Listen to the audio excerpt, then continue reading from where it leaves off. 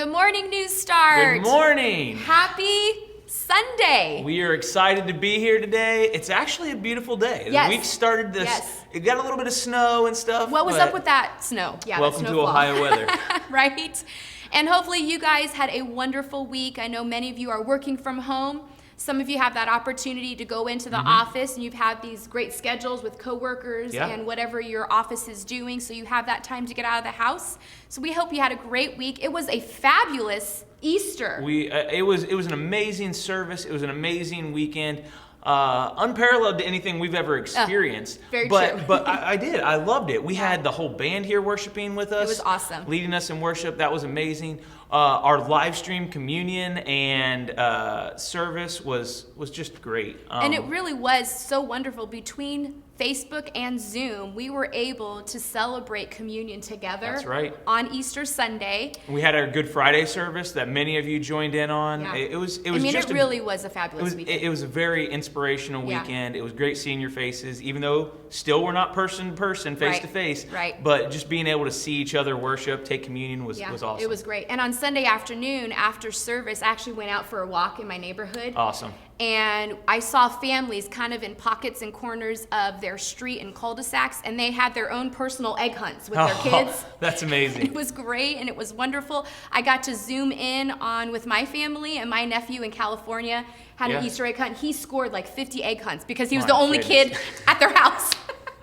So he was in heaven. That's awesome. It was wonderful. Well, we miss seeing you guys, but we still have been able to see a few people who've been coming in and out because we're still doing good. We're still rocking and rolling with that. We've had a bunch of opportunities and ministries come along that you guys have been awesome in stepping up to and giving and serving and loving our community. And we've all been doing this within the CDC guidelines and making sure that not only are we protected, but we are protecting those that we are coming into contact with maybe passing a to-go bag to their car.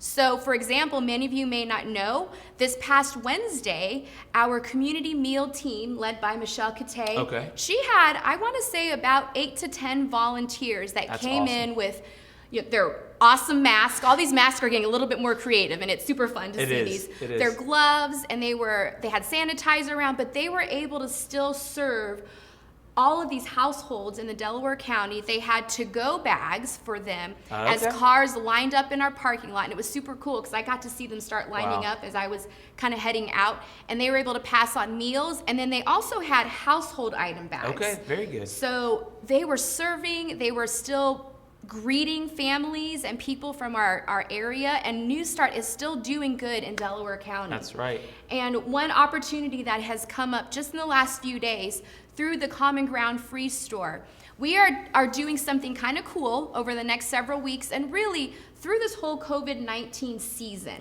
where we've heard on the news, whether it's social media, on the radio, is how can we share resources with one another? How can the community serve the community? What can the church do to step up? And how can God's people continue to do good in our area? And through the partnership of the Common Ground Free Store right here in Delaware County, little shout out to Sharon Greiner and her team there, we are doing something where friends and people within our church and even outside of Newstart, we are going to do something called Fill-A-Bag Fridays. Fill-A-Bag Fridays. Fill-A-Bag Fridays. And what this is, you'll be getting more information through email. We'll post it through our app. We'll also post it on Facebook, so that way you can be able to see information. But there is a list of items, about 10 to 15 items, that we are going to ask individuals and families to donate. You're going to fill a grocery bag, drop it off here at Newstart by the Friday of every week. So this coming Friday will be our first one. Exactly. Awesome. Fill-A-Bag Friday. Throughout the week, Sharon or some of her staff will be coming to Newstart, picking up any Fill-A-Bag Fridays that are here that you guys donate. They're going to take that back to the Common Ground Free Store and then use that to give to families and individuals that are coming in to take advantage and partner with them of the free meals that the Common Ground Free Store is giving, resources, clothing, household items. And this is a safe an effective and meaningful way for the community to serve one another is through Fill a Bag Friday. Absolutely. And it's a great thing to get your family involved in as well. Even family they're grown, they're out of the house, right. They still want to give back, they still want to do something. Absolutely. Send this out, encourage your neighbors to get involved. We have been absolutely blown away by the amount of people who have just been ready to express love in whatever way they can. So generous and giving and just this loving is your one opportunity. another. I can see your kids loving absolutely. being able to wear gloves. You or Kristen going to the store, picking up the list of items, and then they get to fill the bag at home. And then one of you can bring it to Newstart, and Common Ground Free Store can pick it up on a Friday throughout the weeks. Awesome. Yeah, that's wonderful. It's great. Well, we're going to get ready to move into today's worship service. It was amazing to have our band leading us in worship last week. Oh, my goodness, it was wonderful. See the whole worship band there. It was awesome. Great. Yes. So we are so glad that we are able to worship with you. Let's worship together as our band leads us in some songs. In your home, let's sing our praises to the Lord, and let's just worship collectively on this beautiful Sunday morning. Love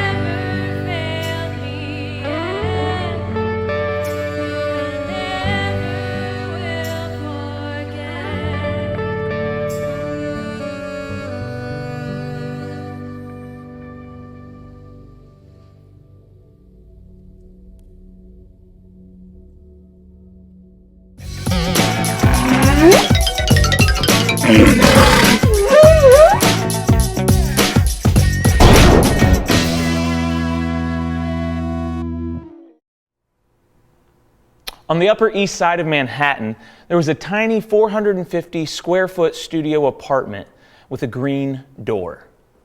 Behind this door lived a tenant, like most of the apartments around. But what made this apartment different, and this tenant different, is he had mysteriously gone missing. His friends tried to contact him for a few days, hadn't heard anything, couldn't get a hold of him. So they reached out to the landlord. The landlord hadn't seen him coming and going in quite some time, so they checked with friends, co-workers, relatives, and neighbors, even the mailman. No one had seen him. What made this story even stranger is that from the apartment, behind this 450 square foot apartment, behind that green door, smells and sounds began to permeate the hallway. Baffled people. So what they did is they called the police. As the first responders arrived on the scene and were standing in the hallway right in front of the green door, they began their investigation, and it baffled them what these smells and sounds could be. So they decided to drill a hole through that green door so they could look into the apartment.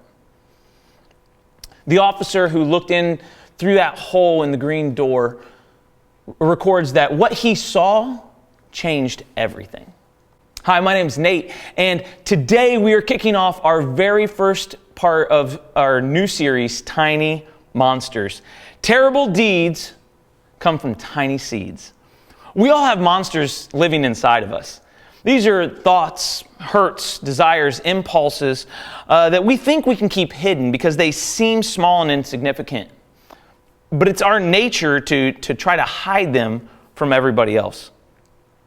We never imagined that they would grow and continue to get bigger and bigger, unmanageable to the point where they cause hurt on us or the people around us. And so that's what we're going to be talking about through this series. And our message today comes from the first book in the Bible, where we deal with a monster that causes brokenness, hurt, and ultimately death. Go ahead and turn with me to Genesis chapter 4, starting at verse 1, and it says this: Now Adam had sexual relations with his wife Eve, and she became pregnant. When she gave birth to Cain, she said, "With the Lord's help, I have produced a man." Later, she gave birth to his brother and named him Abel. When they grew up, Abel became a shepherd, while Cain cultivated the ground. When it was time for the harvest, Cain presented some of his crops as a gift to the Lord. Abel also brought a gift, the best portions of the firstborn lambs of his flock. The Lord accepted Abel's gift, but did not accept Cain and his gift. This made Cain very angry, and he looked dejected. "Why are you so angry?" the Lord asked Cain. "Why do you look so dejected? You will be accepted if you do what is right, but if you refuse to do what is right, then watch out. Sin is crouching at the door, eager to control you, but you must subdue it and become its master." One day, Cain suggested to his brother, "Let's go out to the fields." And while they were in the field, Cain attacked his brother Abel and killed him. Moral of the story: due to sibling rivalry and jealousy, the rage monster built up in Cain, and he killed his brother. It's a cautionary tale that parents have told for generations to siblings to help them get along and to get out of each other's room and stop touching me. But I think it's really, as I was doing some more studying, it's really less about this giant rage monster in Cain's life, and it was more about the tiny monster of unhealthy, ungodly worship. You see, both Cain and Abel were farmers and had been told the stories of God creating the universe and building this garden for Adam and Eve, who were now the first parents. Never before had there been parents to know how to raise their kids, but they did it in such a way to where instinctively, by the time we get to chapter 4 in Genesis, they knew that there was an expectation to offer God gifts of their labor. You see, Cain was the oldest. He was the man. His name actually means he has arrived. Talk about building up your self-esteem a little bit. The ego's here, everybody. Hello, hello. He was the oldest, and in the culture, from everything we know, with the oldest came everything. Came all of the power and all of the prestige, and even more so, I would assume, for Cain, because in this moment, God had promised, in the moment of the fall, God had promised Adam and Eve that he would send somebody to crush the head of the serpent. And as this first child is born onto the earth, I can't imagine Adam and Eve thinking anything but this is the man. This is the person that is here to restore the relationship that we broke with God. He was the first pick. He had the best job. His job was to cultivate the earth, which is what Adam's job was. And maybe Adam had chosen Cain to be this person, or maybe it was a first pick. You're the oldest, you get to pick. Oh, I want to do what Dad does. He got the best job. Contrast that with Abel, whose name actually means vapor. Here today, gone tomorrow. The afterthought, the whoops of the marriage, right? He had the job to feed the flocks, which, as we know, for thousands of years was a lowly job because all it required was basic use of your prefrontal cortex to be a successful shepherd. Anyone could do it. Cain was used to being the favorite, and so having God accept Abel's gift and not accept Cain's gift was crushing to Cain. So the question is, why did God accept Cain's gift? Or why did God not accept Cain's gift? You see, it wasn't about the gift. It was about the attitude behind the giver. See, for Cain, worship was an obligation. The Bible says at the end of the season, he brought some of his crops. That word, the end of the season, some time had passed. At the end of the harvest, what he had done is he waited until he was sure he had enough before he gave his gift to God. Cain's relationship with God was an obligation that was subjective to God's relationship with those around him, in this case, Abel. Since God accepted Abel's gift, Cain saw that as a direct threat to his own relationship with God. You see, obligation is always subjective. If there's anything that you're ever obligated to do, it's about fitting the expectations of those around you.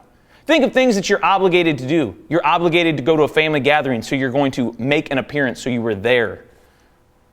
Gift giving at kids' parties is the worst. What gift should I bring? Do I bring a gift at all? Do I bring an expensive gift? Just bring something from the dollar store? What to wear to an outdoor wedding that's casual? You don't want to be the dressed up person, but you also don't want to be the most underdressed person either. These are all obligations that we have, and our obligations are subjective based upon the people around us. Cain saw his gift as one that was good enough for the occasion. We know this in contrast to Abel's gift, because in verse 4 in Genesis, it says, Abel also brought a gift, the best portions of the firstborn lambs of his flock. The Lord accepted Abel and his gift. The best of the best is what Abel brought. And we find out in Hebrews 11 why. Abel is mentioned in Hebrews 11, which is called the Hall of Faith, again in verse 4, because his gift was given by faith. Here's what it says. It was by faith that Abel brought a more acceptable offering to God than Cain did. Abel's offering gave evidence that he was a righteous man. God showed his approval of his gifts. Although Abel is long dead, he still speaks to us by his example of faith. You see, faith is not about how great I am. Faith is about how great God is. In Mark chapter 12, Jesus is talking with his disciples around the synagogue as people are giving and putting their gifts into a treasury. And as there are people standing around putting in a whole lot of money, a whole lot of their offerings to God, a small widow comes up and drops in 2 copper coins. And here's what Jesus says. Truly I tell you, this poor widow has put more into the treasury than all the others. For they gave out of their wealth, but she, out of her poverty, put in everything she had to live on. Why? Because it's not about the gift. It's about the attitude of the giver. In Genesis, it really doesn't talk about what gift that they gave. Abel's gift, which was accepted by God, may have just been one small lamb that feeds one family for one meal.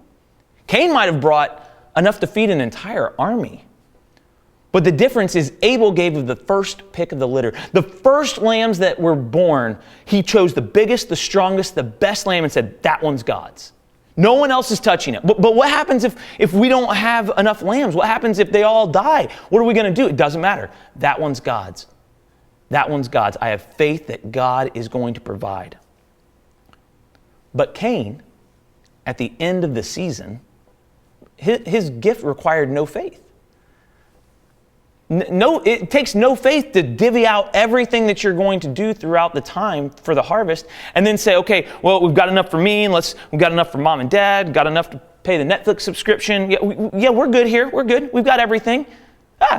We've even got some left over to give to God. This is awesome. See, after he counted up everything, it made sense to give because there was the expectation, the obligation to give. Mom and dad would be proud of me. This would be a good enough haul. I was blessed this year, so I'm going to demonstrate that.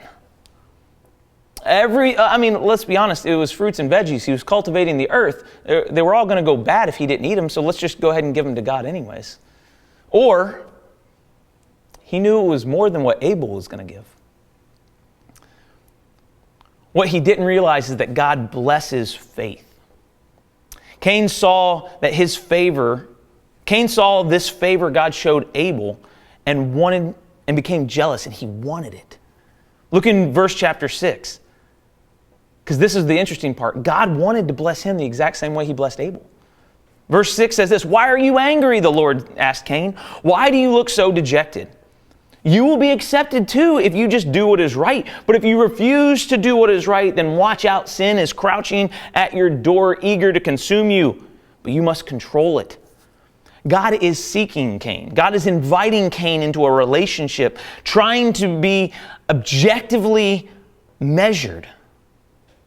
You can see that God's love for Cain is there, and Cain is just missing it. You see, all relationships, they're not subjective just based upon feelings. Relationships are objective. They're demonstrations. They're acted upon. They're objective metrics that you can use to show someone the value of your relationship with them. If you're watching this right now, you may have noticed that at the beginning of this message, everything was in color. And over the course of time to this point, it has slowly faded to black and white. Now, what you're experiencing is how many of our friends who are colorblind experience the world every single day with no color in it. Black and white is not our natural way of seeing. The human eye is conditioned to notice color, relying on it for many situations. So those of us who can see color, it takes us out of our element. We see something wrong whenever we're only seeing black and white. We notice it. However, because the shift took place so gradually over a period of time, it may have taken you a while to notice what's going on. You might have been even thinking it in your mind. Maybe my TV is just, the screen brightness is going because everything starts to look a little bit more dull. But what you're doing is you're comparing it to the last 15 seconds or the last 3 minutes where it doesn't look much different. My grandpa would say something like this: if you want to see how many crooks a stick has in it, lay a straight stick next to it. If the color was to instantly shift on this video, it would be easy to tell. It'd be easy to compare what's going on between the black and white and the color ones.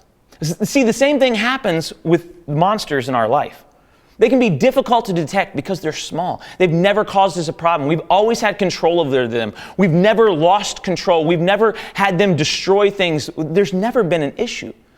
But we take them in and we keep them in our life thinking that we can control them, and we don't notice as they continue to grow bigger and bigger and bigger. We become dull to the experience. All of us, every single person will get in trouble in any relationship we have if we strive for a subjective relationship. Oh, I have a better marriage than my sister. Oh, I'm not as bad as this person. I don't sin as much as this. Oh, I give more than this person. Because it doesn't require any faith. Abel demonstrated the value of his relationship to God by offering him the best he had. And he did this by faith.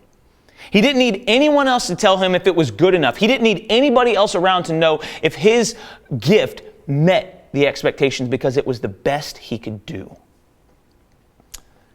Standing in front of that green door on the Upper East Side of Manhattan, peering into the 450 square foot studio apartment, the officer who's looking through recorded that what he saw changed everything. And what he saw was a 500-pound Bengal tiger roaming the apartment. See, the tenant had went out and purchased a tiger cub, and he had brought it into his home, and he invited it into his life, and he invited it into his space, and he cared for it, and he fed it, and he fed it, and he continued feeding it until one day its appetite grew larger than what he could anticipate, and it consumed him. That tiger did exactly what any tiger would do in that situation, is it consumed its owner. Now that tiger has a name, and his name is comparison. And if you invite it into your life, it will grow and grow until one day it consumes everything that you were meant to be. Since the beginning of time, God has been demonstrating what is right. He's been showing us an objective relationship that He wants to have with us by laying down His life. And it is only through that stick that He's laying down next to our lives where we can see all of the mistakes and all of the mess-ups we've made. It's interesting because that's the exact same promise that the serpent made to Eve in the garden. We oftentimes think that God is keeping something from us, when in actuality, He's trying to show us how He sees. But what the serpent told Eve is, listen, God's trying to keep things from you, and if you want to see like God sees, you're going to disobey Him. Here we find ourselves, Cain out in the middle of a field with his lifeless brother laying there and his blood literally dripping from his hands. And no matter what is happening through this story, God pursued Cain. Think about it. After Cain presented his offering to God, his gift to God, God pursues Cain. After Cain murders his brother, through punishment, God still pursues Cain. Time and time again, the monster of comparison reared its ugly head in Cain's life, only to be met by a loving, gracious God pointing out that something needs to change, and it was going to ultimately destroy his life. The story ends in verse 16 with God still pursuing Cain, demonstrating by any measure an objective love, longing to be in a relationship with Cain. But verse 16 ends this way: so Cain left the Lord's presence. It's a sad ending to a story that we're all too familiar with. There are monsters of comparison in our life that lead to brokenness, loneliness, isolation, hurt, abandonment, insecurity, and fear. All because we are unwilling to deal with a monster that we thought we had better control over. What's your worship with God like? God's pursuit of Cain demonstrates the kind of relationship that He wants with us. He is warning us about tiny monsters in our life that Cain refused to deal with. He ignored, he pushed them aside, and it led to destruction and death.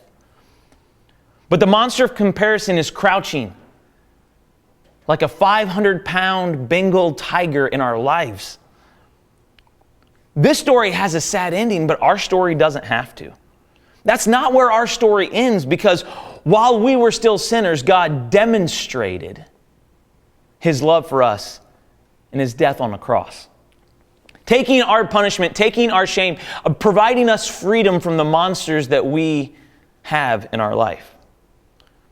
Listen, there are many of us dealing and wrestling with some deep, dark, scary things in our life right now. We have them in our closet, we have them hidden away, and they've been hidden away for a long time. But time alone in isolation has a way of revealing and forcing us to deal with things that have been hidden. Today, let's allow God to examine our life. And if that tiny monster of comparison has been revealed in your life in any way, whether it's still a small, tiny monster, or maybe it's grown bigger than you care to admit, let's ask God, God, is there comparison in my relationships? Am I using comparison in my life? Am I using comparison in my worship to you? Don't walk away from God's loving presence. Run towards a loving, forgiving, gracious God who wants to keep you and bless you. Let's pray. God, today we present ourselves to you.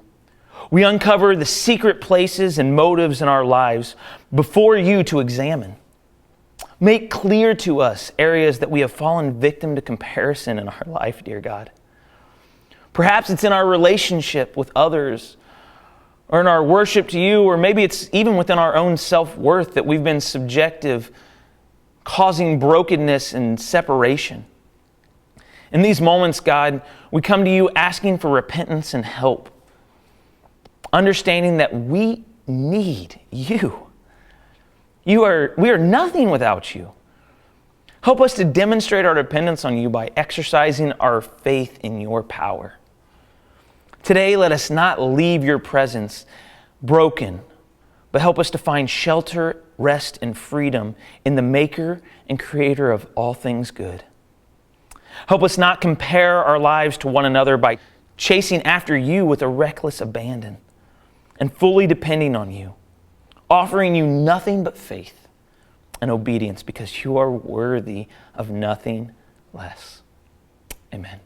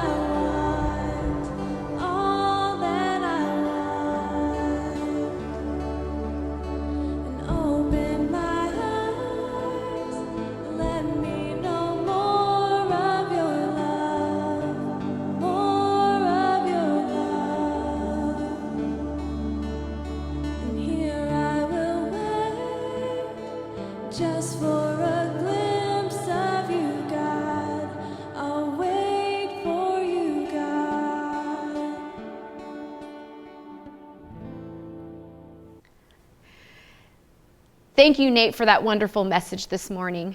It was such a good reminder for me personally, because I know that God pursues me from the tiniest monsters to the biggest monsters, and he pursues all of his people that way. He wants to transform us into the people that he wants us to be in this world. And one of the ways that transformation takes place in our lives is through prayer. Here at Newstart, we value prayer. We know the power of prayer. How can we be praying for you this week? Please reach out to us. Let us know how we can partner with you in prayer. We would love to have that privilege, and we'd love to be praying for you this week, from the tiniest monsters in your life to the biggest monsters in your life. We love and appreciate all of you. We are praying for our community. You guys have a wonderful week. We look forward to worshiping together next Sunday.